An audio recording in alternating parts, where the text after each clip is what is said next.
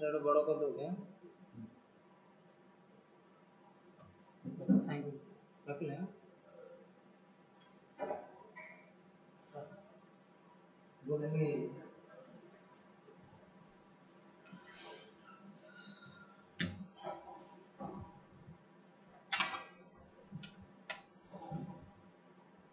Good afternoon.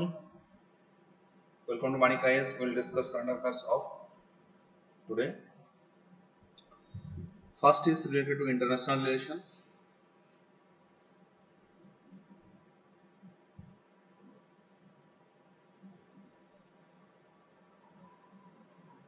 It's about AUKUS alliance, right? And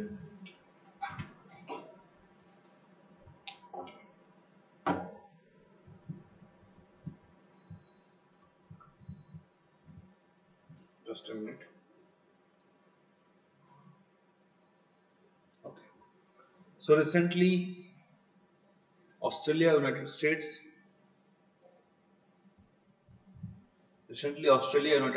United Kingdom, they made an alliance announcement to develop hypersonic missiles. Right? They made an alliance to develop hypersonic missiles. Which are three countries? Australia. One is Australia, second is United States, third is United Kingdom. They will work together as security alliance known as AUKUS to develop hypersonic missile. The security alliance is known as AUKUS to develop hypersonic missiles. It is a very fast system that cannot be intercepted by any current missile defense system. Very fast system. Its specification, it is very fast. Highly fast. Fast means why? Because it is hypersonic. Hypersonic means its speed is multiple times than that of the speed of sound, right? Hypersonic means we can say that it's around 5 times than the sound multiple of sound, or three to 5 times than the speed of the sound. So it's very fast system. The moves comes in growing concern between US and allies about China's growing military assertiveness in the Pacific. In the Pacific area, growing military assertiveness. That means, China is deploying heavy military, its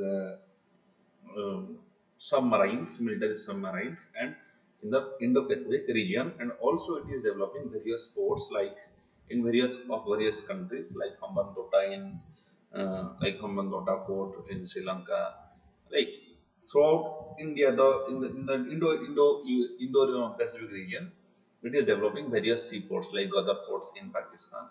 Right. So it's growing military assertiveness, and China, it is a country who generally do not obey the international laws, or it does not respect to international laws of rights so far as its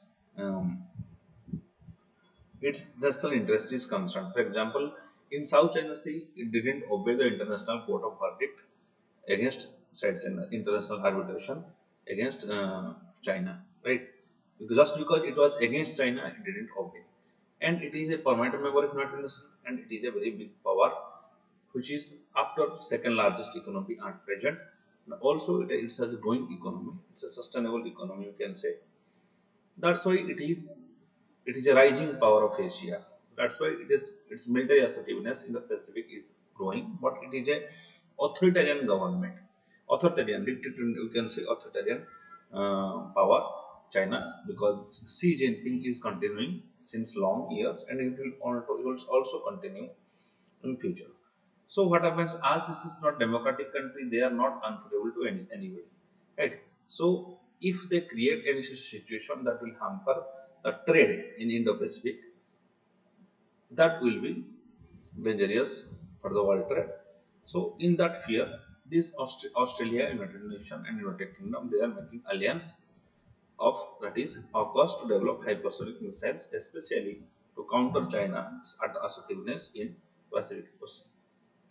Then, what is the background? The transfer of sensitive submarine technology by US to UK is sui generis arrangement based on their long-standing mutual defense agreement. Sensitive submarine technology transfer from US to UK. It's sui generis. Automatically, it was since 1958. They both were cooperating with each other. The AUKUS joint statement clearly acknowledged that trilateral defense ties are decades old, and that AUKUS aims to further joint capabilities and interoperability. Aims to further joint capabilities and interoperability. The word further is a key since defense cooperation already exists. Right?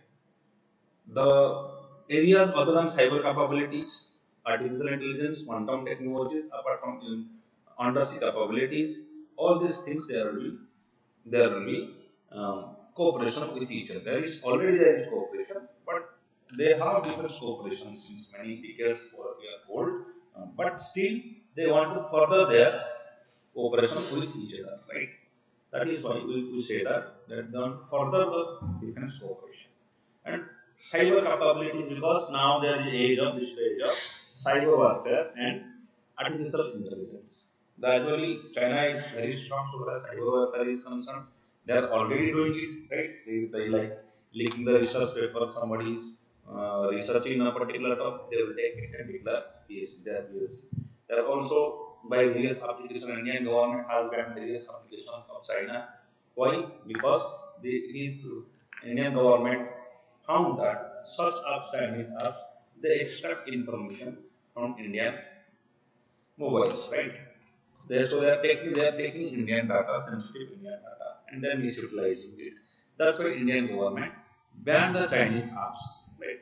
Another thing is artificial intelligence, the fifth generation computer language, or we are going to the age of artificial intelligence, which is also called as machine learning.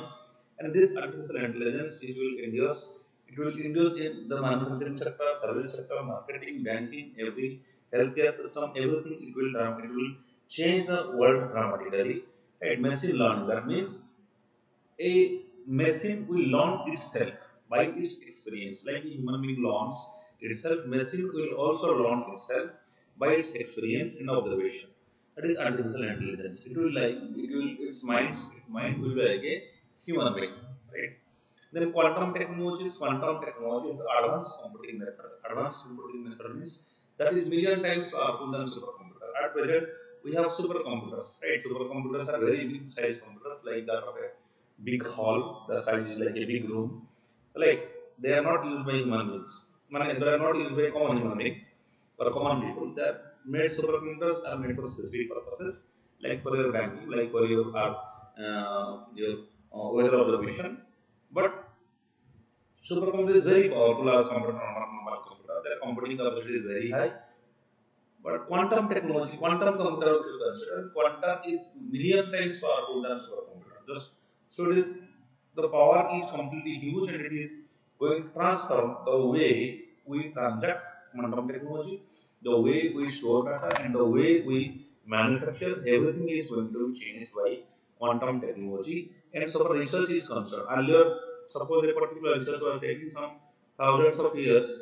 Now that can be solved in quantum technologies within some minutes by the technology of simulation, computer simulation, right?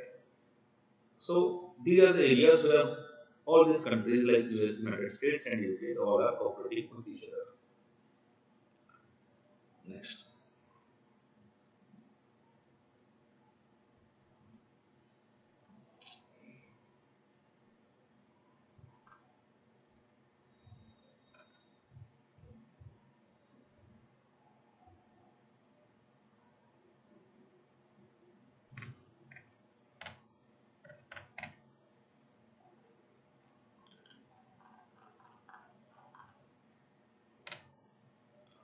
Okay.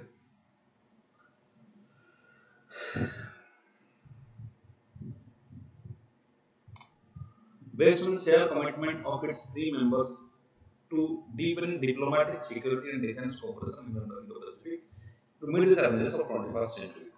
To meet the challenges of 21st century, what are the challenges? The US is declining and China is rising. It is a very aggressive state. Right? These are various challenges of 21st century. What are the other challenges? There is terrorism. There is transnational terrorism. That means various terrorist groups have interlinked with each other. Right? So, ensuring diplomatic security, diplomatic cooperation, security, defense cooperation in the Indo-Pacific. Right? Under it, US and UK will help Australia to deploy nuclear powered submarines in Pacific Ocean. Nuclear powered submarine in Pacific Ocean, they will help US and UK will help Australia to provide net security to the trade vessels. Right. Okay. China has already deployed various nuclear powered submarines in the Indo-Pacific region. Focus on integrating all defense and security related science on integrating all defense and security related science, supply chains, industrial bases, and technology. They will cooperate in every manner with the Australian forces, right? With Australia on protecting shared values and promoting security and prosperity of Indo-Pacific region. Always write this sentence: promoting security and prosperity in Indo-Pacific region. On protecting shared values means democratic values. All these countries are democracies; they have democratic values, and they will cooperate with each other to establish democratic values and rule of law in the international scene. Then significance of AUKUS Alliance novel engagements. It involved new architecture of engagement across emerging technologies such as artificial intelligence, quantum cyber capabilities. It will help Australia to acquire nuclear power submarines in cooperation with US and UK.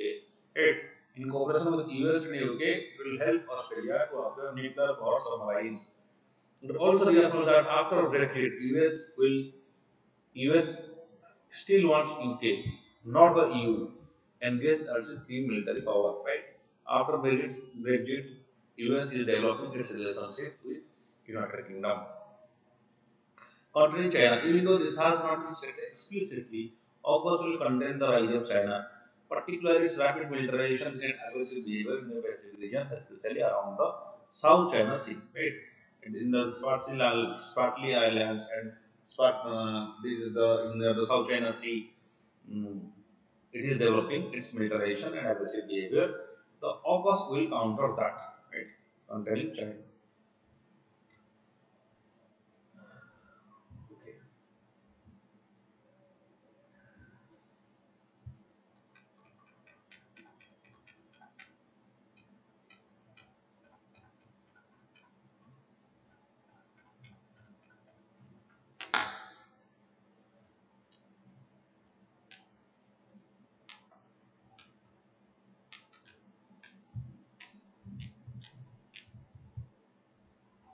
Just a second.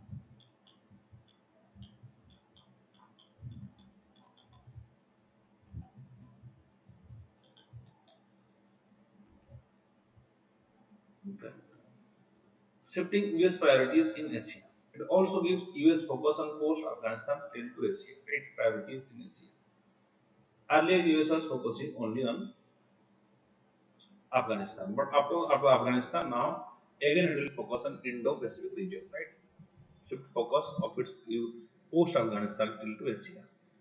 Regional security in Indo-Pacific. The AUKUS deals with it seeks to address the US concerns for regional security, deterrence, and balance of power in Indo-Pacific. What do you mean by deterrence? Deterrence when one country is developing its weapons and you are also developing weapons,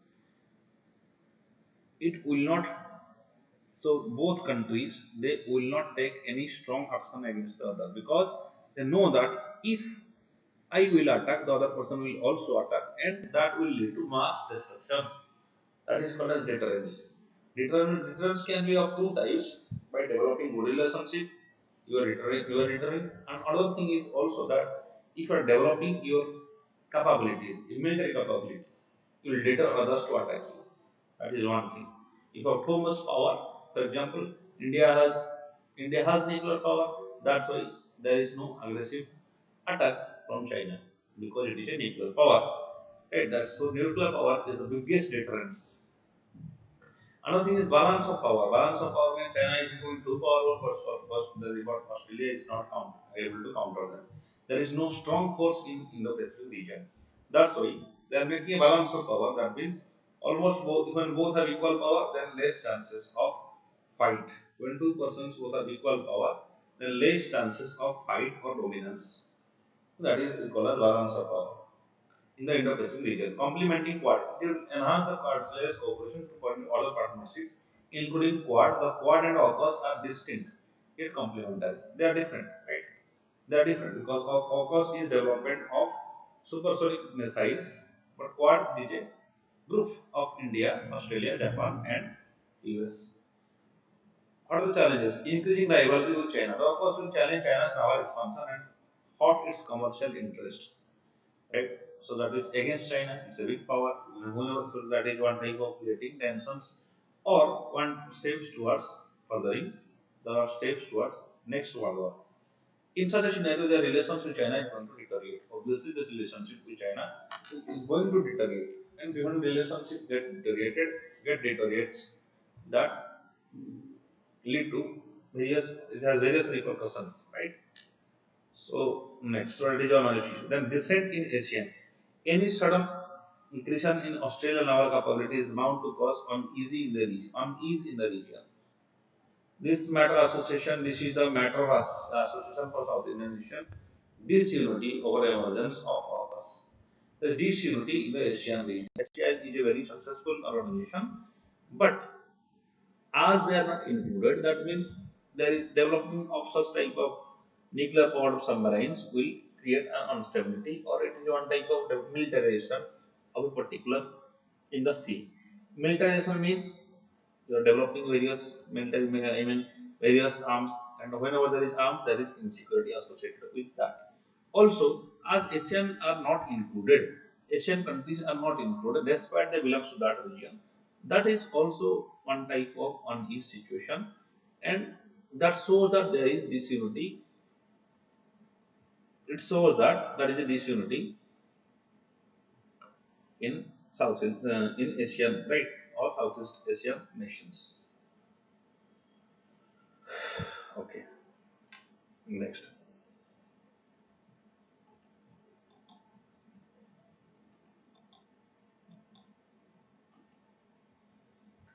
Implications on India. The pact allows India, a key US partner and Quad member, a freedom to set terms of engagement with its neighbor.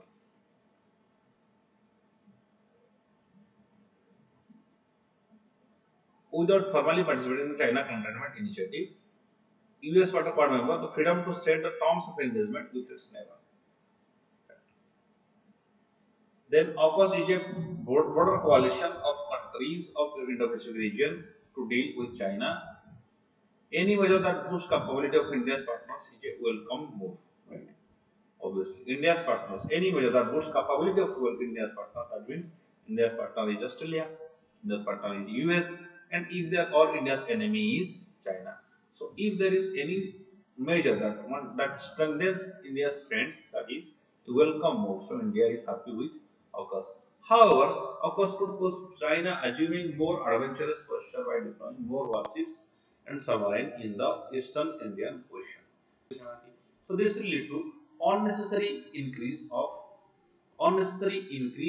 arms in the South Asian regions. This is what we call as security dilemma. Thus, any miscalculated move will be detrimental to Indian interests, right?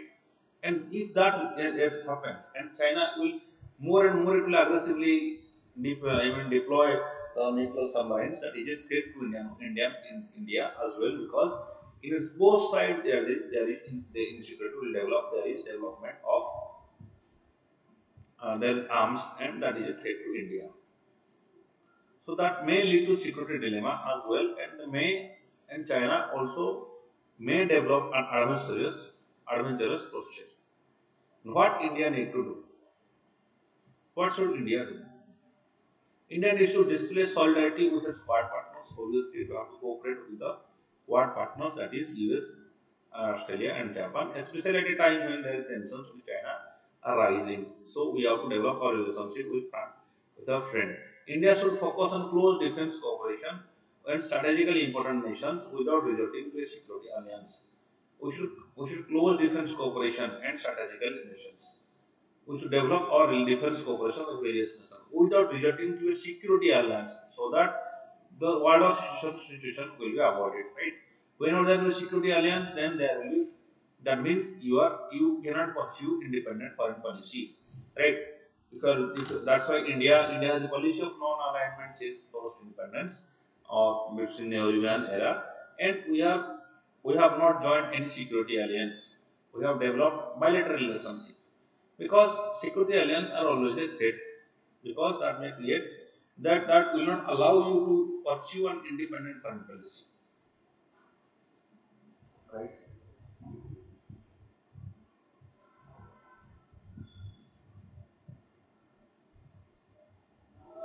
Next,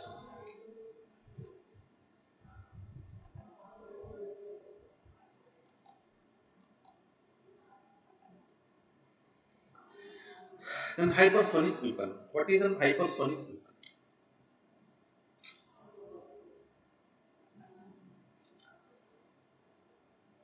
The hypersonic weapon describes speed faster 5 times than that of sound, roughly 760 miles or 1220 km per hour at sea level, meaning these weapons can travel at least 3000 miles, 3800 miles per hour. It is very fast. That is 5 times than speed of sound. These are hypersonic mission. They are maneuverable weapons that can fly at high speeds in excess of Mach 5. Mach 5 means 5 times than the speed of sound. Most hypersonic vehicles primarily use scramjet technology. What is this scramjet technology? Air breathing technology. Air breathing technology, right? Air breathing technology means it will not take oxygen. It will absorb oxygen from the atmosphere. That is scramjet. Any scramjet engine means it is an engine which and scramjet engine it is an engine which can take air from the atmosphere for its comfort combustion in the missile. Though that is scramjet technology. At hypersonic speed, air molecules around the vehicle start to change, breaking part or gaining charge in a process called as ionization. It may happen, ionization may happen. The types of hypersonic weapons. One is glide vehicles. There are two main types of weapons. One is glide vehicles. They are launched from rocket before gliding to the target because of challenges of achieving hypersonic propulsion of missiles. Cruise missiles, they have engines called scramjets that use air substitution produce thrust during their flight, allowing them to cruise at speed and altitude. They launch from a rocket before gliding to the target because challenges of achieving hypersonic propulsion. Right. They are launched from glide vehicles and they are launched from a rocket. Cruise missiles, they have engines called as scramjets that use air substitution and produce thrust during flight and allow them to cruise at a high speed altitude. That is cruise missile. Cruise missile they can reach the exact target, right? Cruise missiles can reach the exact target and its motion is controlled. At every time its motion is controlled. Glide vehicles they are launched from rocket, right? Glide vehicles are launched from rocket for hypersonic propulsion of missiles.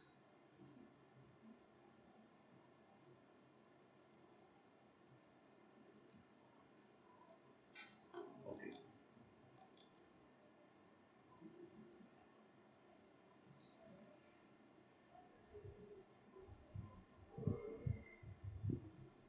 What is significance of hypersonic missile? Unlike ballistic missile, hypersonic weapons do not follow a predetermined arc trajectory or can maneuver the way to the destination. See, this is the trajectory of ballistic missile, but hypersonic missile it will directly go and reach the target. Right? They do not form the ballistic path. This is called as ballistic path. They do not follow the ballistic path, and they reach the destination. They are fast, very fast. They are fast, low flying, high maneuverable weapons designed to be quick and agile for traditional missile defense system to detect in time. They are very quick. And the traditional missile defense system like radar, it will be difficult to track a hypersonic missile or a ballistic missile. Then Indian initiative. India operates approximately 12 hypersonic wind tunnels. Is capable of testing speed of up to Mach 13. It is also developing indigenous dual capable hypersonic cruise missile as a part of hypersonic technology demonstrator vehicle program and successfully tested Mach 6 scramjet in June 2019 and this September 2020.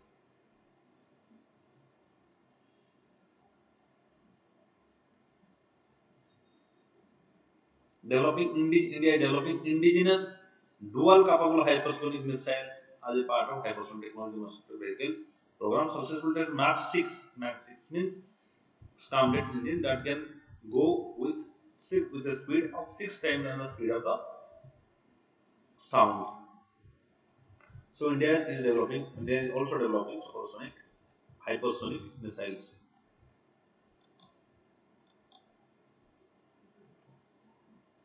What is scramjet engines? It is a scramjet with supersonic combustion ramjet. Ramjet engine which flow airflow through the engine remains supersonic rate or speed of sound. It is operated at a speed of at least up to at least or at least Mach 15. It can reach up to Mach 15. In the chamber, air mixes with fuel to ignite supersonic combustion. For the cruise flight will be a hypersonic speed Mach 6 to 7. So this is called supersonic combustion or ramjet. Ramjet. It's basically air bridge. It takes the air from the atmosphere. So that it do not have to take because up to 70% of the weight of a rocket is belongs to the fuels. So they do, and out of the fuels around 60 to 70% belongs to the oxidizer. So they take the oxidizer from the atmosphere, that is ramjet, supersonic ramjet. Okay, ramjet engine is a form of air within the system that uses engines product motion to compress incoming air without an axial compressor or centrifugal compression. The ramjet works most rapidly to supersonic speeds around Mach 3 and can operate up to Mach 6. Ramjet powered missiles provide greater range and a higher average speed compared to missiles powered by solid propellants. So greater range, greater average speed, that is ramjet. And the advanced version of ramjet is your scramjet engine.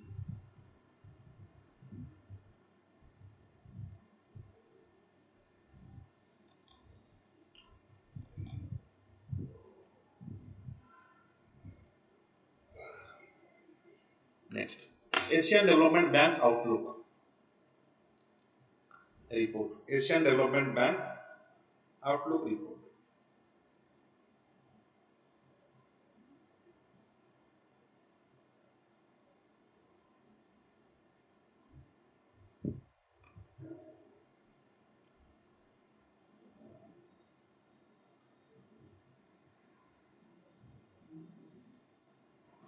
Okay. It was released. The report Asian Development Outlook report and it was released. What are the findings? Asian Development projected 7% collective growth of South Asian economies in 2002. 7% collective growth, and India will grow by 7.5% in the current fiscal before picking up to 8% next year. Next year it can pick up to 8% growth, and this year it will grow at 7.5%. Already we had factored the Russia-Ukraine conflict's implications for India, which would largely index to higher oil prices. Oil prices are rising because of Russia-Ukraine conflict. Whenever there is war situation, there is economic turmoil as well. So oil prices increases because there is also various hurdles in supply chain. Right? There is uncertainty in the international monetary market.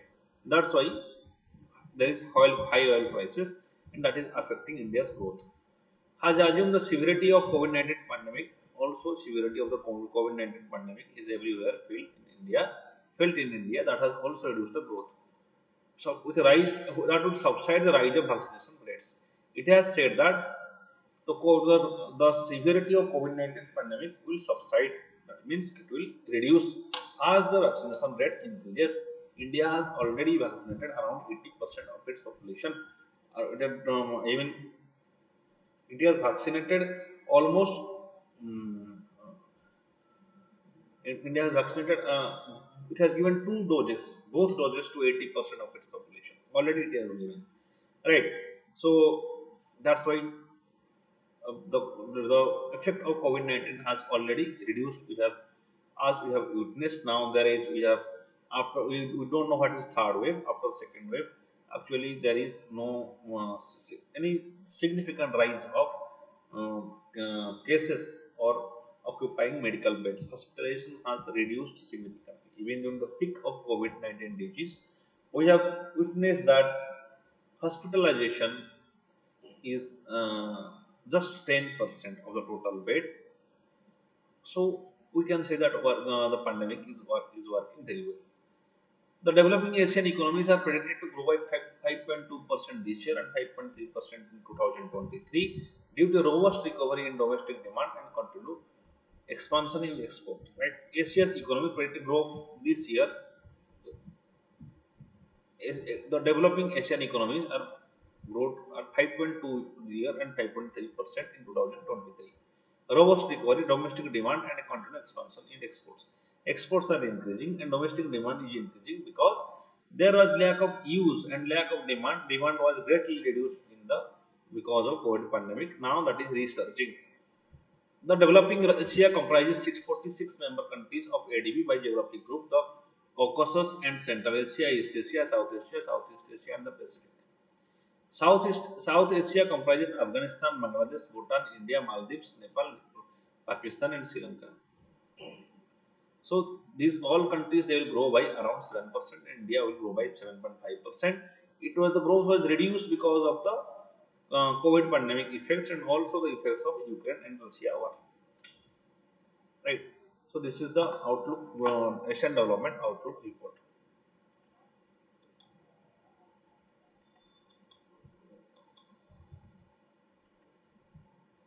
Then challenges. What are the challenges?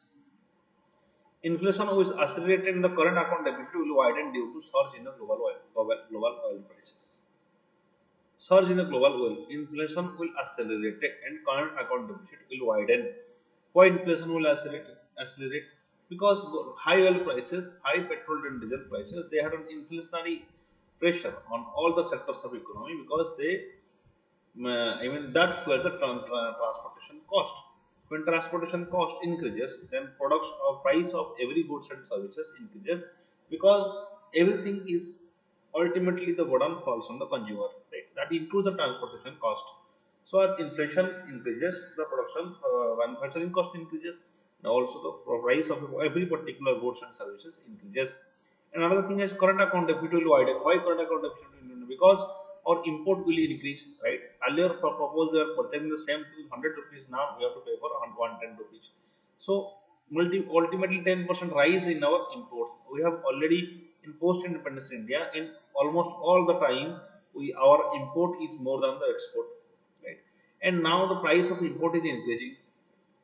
Price of import is increasing. That's why current account deficit will widen, right? Our exports are not increasing the way imports are increasing because of high oil prices, right? Then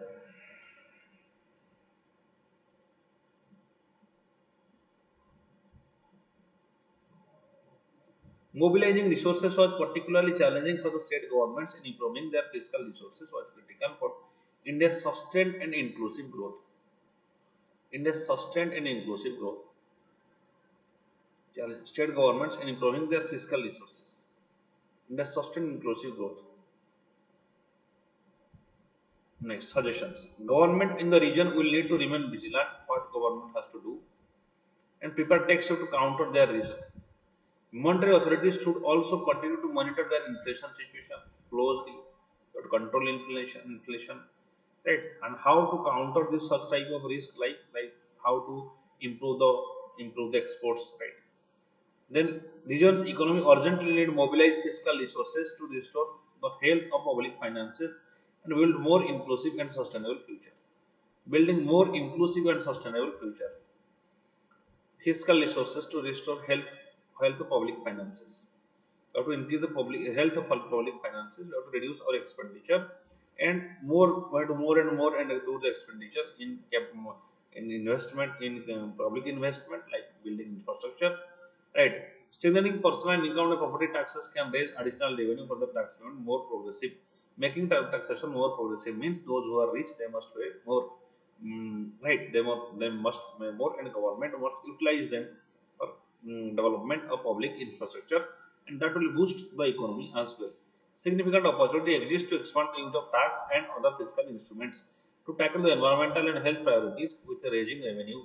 We have to increase the environmental and health priorities. We have to reduce the effect of climate change and also health infrastructure because that may that will make us able to deal with any type of future pandemic of that size or with more severity.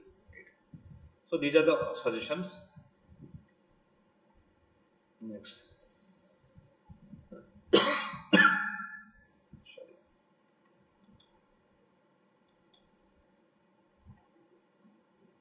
Counter-cyclical capital buffer. What is this counter-cyclical capital? This is very important.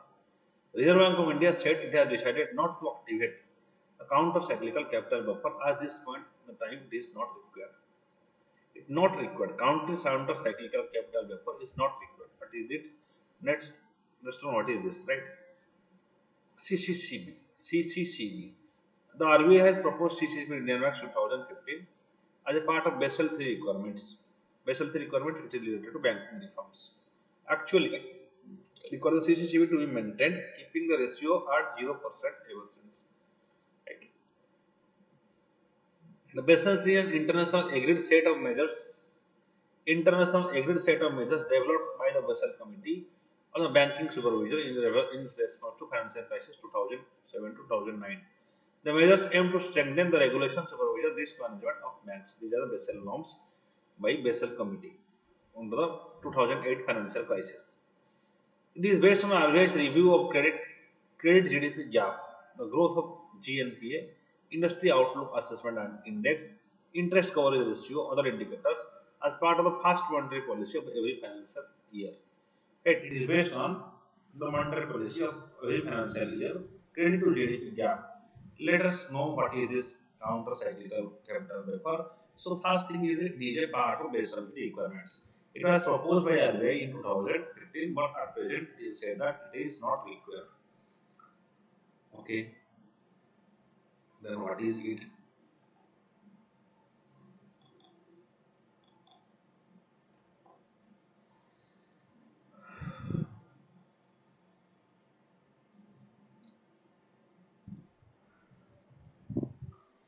Following most of the central banks specify certain capital allocation norms for the bank of country. Capital allocation norms means how much capital you should keep in your hand and how much you should give as loan to the people, right? Capital allocation ratio.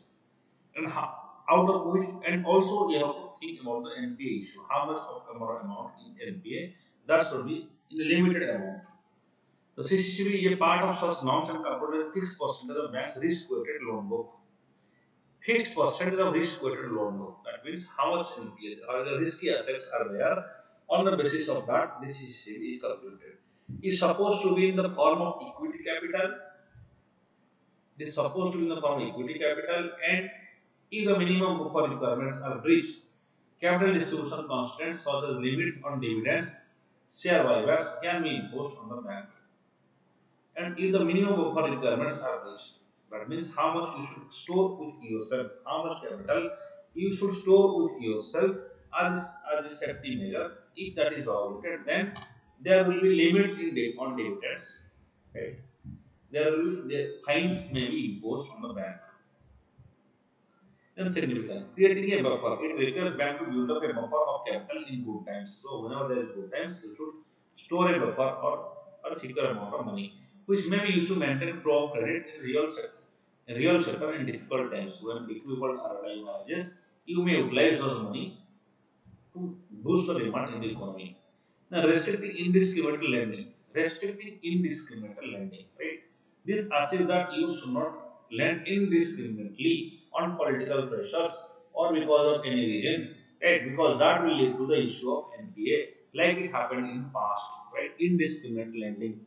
Whenever you are lending, that means you must be sure that that person is able to return you back, and then only you should lend. So the indiscriminate lending should be stopped. It has a broader macro-prudential goal of restricting the banking sector from indiscriminate lending in periods excess credit growth that have very often associated building of system-wide risk.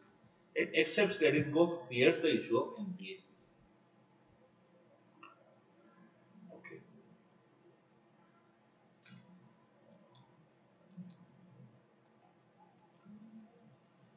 QS World University Rankings. What is this QS World University Rankings 2022? It is released recently. QS World University Ranking. It is released recently. 5 IITs, 2 IIMs, JNU of Delhi University are among the 16 higher education institutions in India that collectively offer 35 programs which globally rank in the top 100 in their respective subject categories. Right? So now it has increased. Around 16 higher education institutes are within the top 100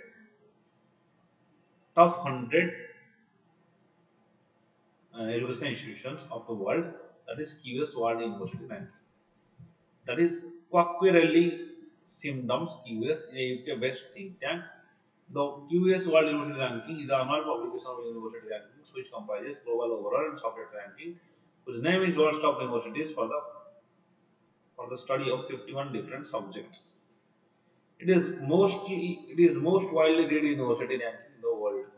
Most widely read university ranking in the world. QS ranking, in which it's a good news that 16 higher education institutes are coming under QS ranking. It currently leads higher education industry into consistent innovation and growth, progressively affecting the way students and institutions engage. Right? So higher students engage. That means if it is a good institution, then many people will come, many projects will come. There will be more private participation. Big private agencies they will contact with the IITs for cooperation in research and development. Right? So that innovation, growth, all everything happens. QS ranking project provide methodological evaluations of key areas of higher education institutions, ultimately offering potential students expert advice proven to align students with their chosen path.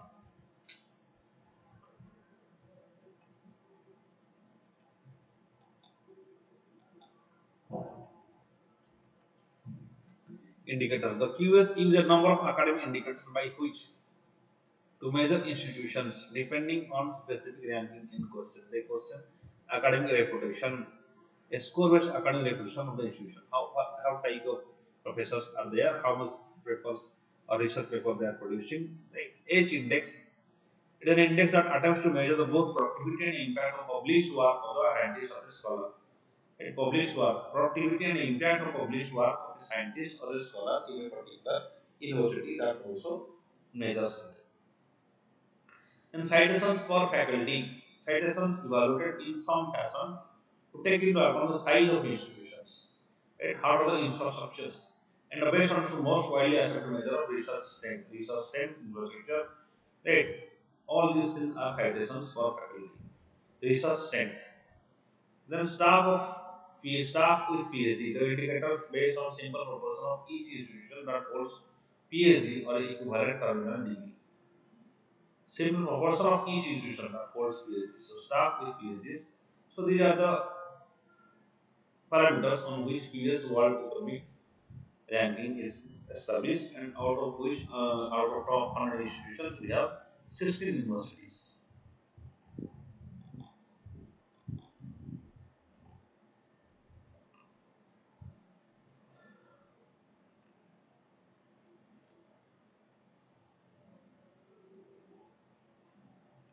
International Monetary Fund needs to recognize the changing current dynamics of developing countries in order to restructuring reforms and accordingly needs to recognize the changing environment.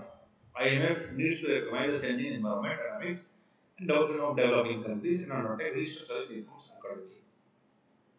What is talking about is basically reform the global institutions. We lack global governance. Right? Global governance means especially such type of global bodies like World Bank, IMF, Digital System, United Nations or WTO. They are majorly run by according to the wish of United States or US or the developed countries, right? Or the P5 countries. So far as other institutions are concerned, they do not. Other developing countries are concerned, their concerns are not addressed. Why? Because the structure of it is like that. Their concerns are not addressed. Okay. So, what are the reforms are necessary? Why it is necessary to take reforms? This is the question. So, what is International Monetary Fund? It is an international financial institution headquartered at Washington, DC. It started mission working to foster global monetary cooperation. Global monetary cooperation means if any country is facing the problem of foreign exchange crisis. For example, Sri Lanka is now facing a financial crisis. For example, Greece, hikers echo it was suffering from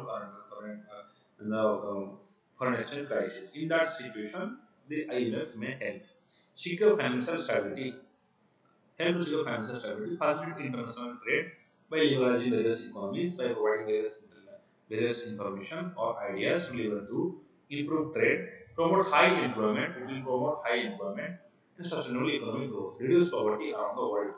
That is the objective of IMF. IMF was founded in 1944 at Bretton Woods Conference and came to formal existence in 1945 with goal of reconstructing international monetary system. India became founder of IMF in December 1945 before its independence. So headquartered at Washington, founded established in 1944, but come to formal existence in 1945. And India is a founder member body. The present structure of power dynamics IMF is not reflective of the current economic architecture. Not reflective of the current economic architecture. For example, India is third largest economy so far as PPP is purchasing power parity is concerned, but India do not have any significant power so far as IMF is concerned. Right?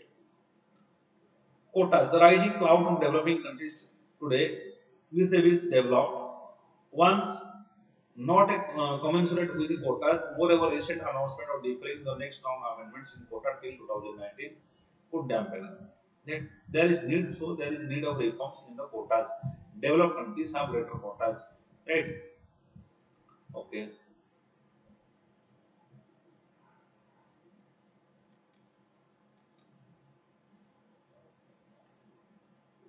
Appointment. The heads have historically been appointed.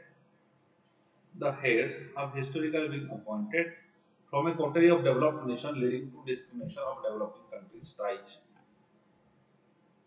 Historically appointed from the coterie of developed nations. Developed nations, they have been deploying the appointment of various bureaucrats. They are appointed by the developed nations. So that's why the policies are made that will according to the interest of the developed nation, not and against the interest of the developing nations. So developing nations are especially exploited by the international monetary fund, and they also ensure forceful liberalization. Forceful liberalization means if you need a loan, that means they have will force you to liberalize on a particular sector so that foreign investor will come and they will sell their products in your country, right? Or to reduce your custom rules. So the domestic, if you want, for example, you need a particular amount of foreign dollars because you are in economic crisis. They will say that okay, you liberalize your dairy sector so that we can sell our dairy products in your country. Then, as you need dollars, you don't have any other choice. Then you liberalize. What will happen is eventually, these dairy products, by imports, will be entered to your market, and they will take away, then that will hamper your domestic farmers. Right? IMF induces forceful liberalization. Rise of alternative institutions like NDB, IAMB have come up as an alternative EMF. They look to provide greater credit and more creditor-friendly norms. So IAMB, they're working better than IMF. Shortcomings of IMF: structural underrepresentation of global south. Global south means the developing countries, right? Especially the north are developed countries, south are developing countries like Africa, like US, like India, like South Asia. They're underrepresentation. One of the central criticism of IMF relates to political power imbalance in their governance structures, where as a result voting shares in based principally on the size and openness of the country's economies. Voting shares are based on size and openness of country's economics. That means if you open your country means if you allow everybody to sell their products here, then what will happen? Your domestic interest will be violated. Everybody will sell here. Your trade deficit will increase, right? So you have to that force the global south countries or the developing countries to open their economy, to liberalize their economy, right? But simultaneously we have to liberalization improves the trade. But the fact is that where we have advantage, we should liberalize. Where we do not have advantage, if we liberalize, that will hamper our domestic investors. Okay, undermining democratic ownership. The issue of political power imbalances is exacerbated by another long-standing critique of issue of political power imbalances. That it's exclusively that the economic policy condition they promote often at times recommended as a part of fraud laws undermine the sovereignty of borrowing nation. That means forcefully. If you want to borrow, then violate the sovereignty of borrowing nation. If you want to borrow something from IMF, they will forcefully liberalize your economy. You change this, then only we will pay the loan. Right? So when that affects the sovereignty, so when decision making, a particular country will take decisions according to its own requirements. But when you force it, then that is violation of sovereignty. So this is undermine the sovereignty of a nation, limit their ability to make policy decisions. Like if you want to take loan, then your policy decisions should be taken by IMF to any extent, eroding their ownership of national development strategies. National development strategies will be determined by the IMF. That's the problem associated with IMF. It does not represent the interest of developing countries. Then quick ability to learn from past mistakes. Right. IMF Independent Evaluation Office IEO is set up 2025 to conduct evaluation of the policies and functionalities of the institution with the aim of enhancing the learning culture, strengthening credibility, and supporting institutional governance oversight. However, IMF has been criticized for failing to implement the recommendations. It has not implemented the recommendations given by the Independent Evaluation Office.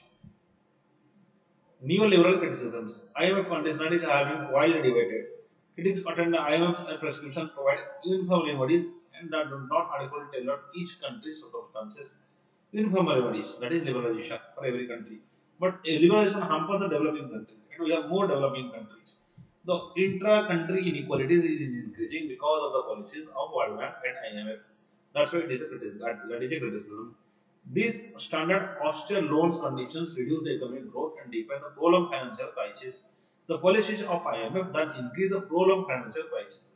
Each country will suffer a more. People will suffer more, creating severe hardships and poorest people in the borrowing countries, strengthening local opposition to the IMF. So the developing countries they oppose the IMF right? Because that forces your policies. So these are various criticisms of IMF. Now what we need to do? While reforms in countries are happening in different stages, global institutions have remained the way they have been for the last several decades. There are no such gradual, there are no such changes in global institutions, neither in USC, nor in WTO, nor in the World Bank, nor in the IMF. Going further, there is a desperate need for all IMF to be transparent representatives, speak for the countries who do not adequate representation. Right? So adequate representation should be given to all the countries to speak, and that need to be more transparent regarding its policies, and the policies should be in the consent, not should be the forcefully manner. The urgent need of global change in global governance. The IMF should focus on lower income countries and support other developing countries.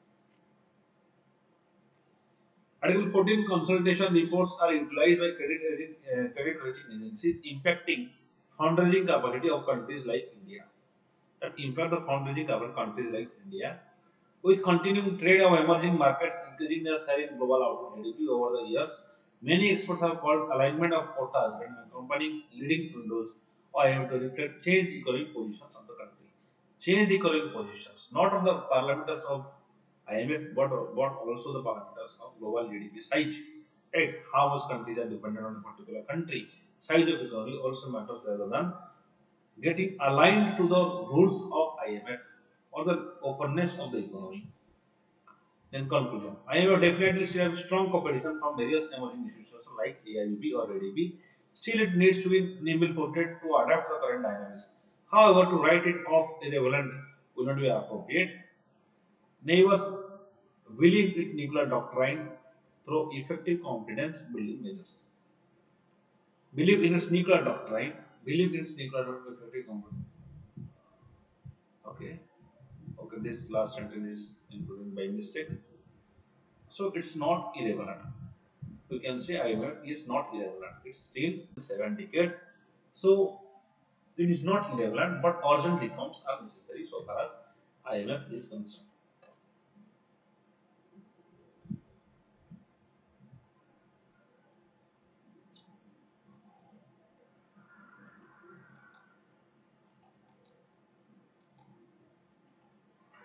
So let's see the objective questions with reference to Satluj Jamuna link canal SYL consider the following statements. In 1982, then Prime Minister Rajiv Gandhi launched the construction of SYL canal. Actually, it was constructed in 1982. This is right, but not Rajiv Gandhi. It was Prakash Singh Badal, the CM of Punjab. Prakash Singh Badal, the CM of Punjab, has launched this SYL canal or Satluj Jamuna link canal. So first statement is wrong. The canal once completed will enable sharing of water to river Vanik-Ias. Yes, Vanik-Ias, this sharing of water. Then water is a state subject. Yes, it is a state subject. Indian government has the power for regulation and development of interstate rivers and inter-river valleys. So these two and three options are right options. It's a state subject.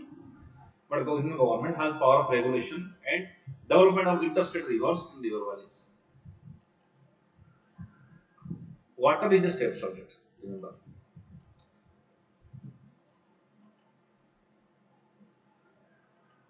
Next question. Which of the following countries are part of Five Eyes Alliance? Part of Five Eyes Alliance means Five Eyes Alliance. It is United States, United Kingdom, Canada, Australia, New Zealand.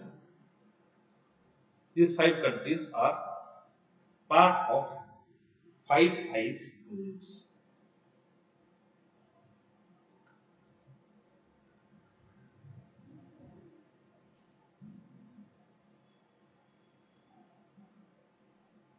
So, what are the countries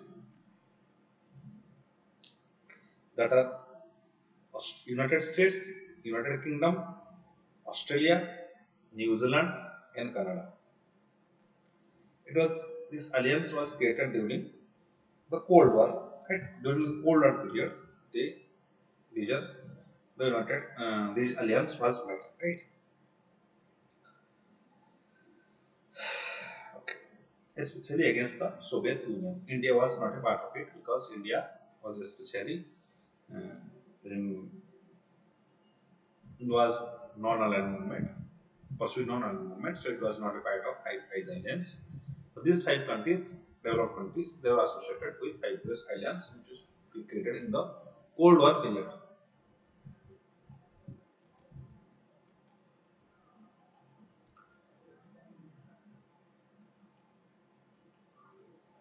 Which of the following assistance are provided by Asian Development Banks to its members? Asian Development Banks loans, ADB, this is a substitution of we can say uh, loans. It gives loans, grants, technical assistance, equity investments, all type are helped by Asian Development Banks, Bank ADB. Right, it's a regional bank by BRICS.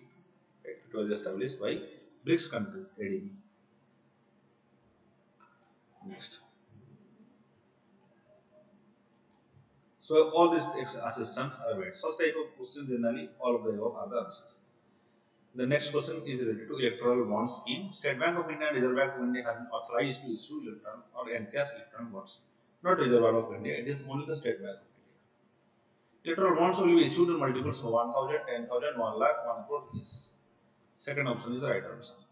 Electoral bonds shall be valid for 15 calendar days from the date of issue. Yes. Within those dates, it will be encashed by the SBI and that will be shared with the particular political party. They will not bear in the name of donor. There will be no mention of donor. So 2, 3, 4 are the right answer. They are not issued by encash by RBI. It is only encash by SBI.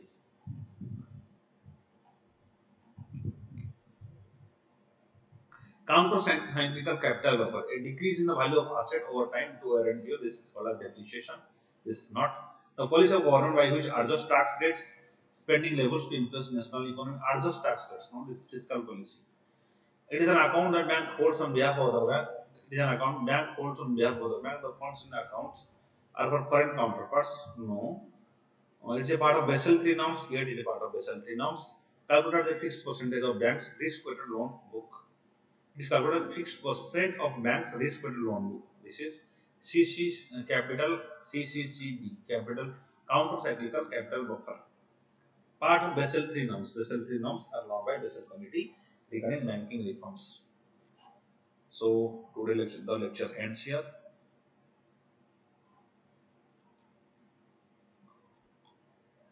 Like this video, share this video, and subscribe to Vanik-Ias Academy. Encourage us to continue this program. Thank you.